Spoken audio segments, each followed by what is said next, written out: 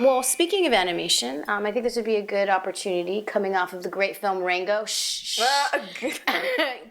Come on. I gave it a positive review. Yes.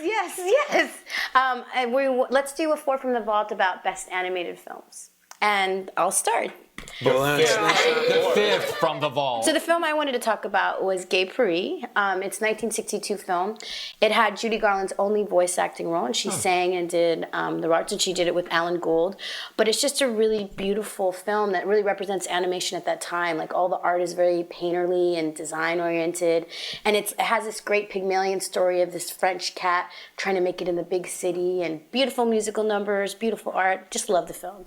Gay Paris. Yes, get it? I just got it. I just got it. No, that's not actually in the title. It was. Yes, it was. It's meowerific. Really? That's hilarious. But moving. This is why you don't get a vote in there. I already said what I needed to say. We're moving on to Chuck. Go ahead. Guest review relay in the That's some SmackDown. brown girl violence going on. Go ahead, Chuck. I'm gonna go with the '63 Disney classic Sword in the Stone. It's a nice, it's kind of a poignant thing because it's '63 Camelot Kennedy getting Absolutely. shot. But also it's it's the kind of shit you had around before Star Wars, where it was like the mythic thing for children, where it's it's kind of hopeless. You're sitting around, I don't know what the fuck to do, and then you find the sword, pull out of a stone. You have to kill adults, which is sort of. I felt like Well, you can't really go wrong with King Arthur. And you also don't see that in Disney's animation today either. No, I think that's kind of a thing with cartoon movies is that there's usually a divide between adulthood and childhood. And in old Disney movies, it was very prevalent that kids were dealing with adult themes, and I always liked that growing up. Yeah. Got it. All right, cool. James? I would love to go somewhere not mainstream, maybe Coraline or a Miyazaki movie, but I'm going to go for Disney. But it's Disney's Bastard Stepchild, which Okay. is 2000's The Emperor New Groove. Nice. Oh, okay. Which nice. so the mouse doesn't do a very good job of making fun of itself, but it completely does here. This movie is ADD. It's so meta it hurts. You've got David Spade playing a guy who's turned into a llama by an evil spell or potion or whatever it is it might be. And it's stupid and smart, but in the best possible way. And it doesn't even really feel like a Disney movie either, though. That's No, and I think that's probably the best part about it. It's great. It pokes fun at itself, doesn't take itself seriously in the least. So, Emperor's New Groove. Okay, great.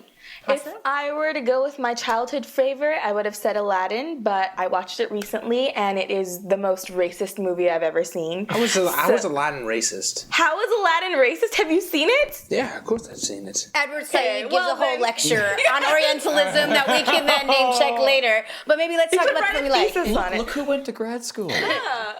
Look who's still in grad school. But my current favorite would be WALL-E. I thought it really struck a chord that a lot of animated movies don't. It's very almost hauntingly spiritual in its beauty, like when he's floating through space alone and he's among the stars. It's just an experience that you won't forget.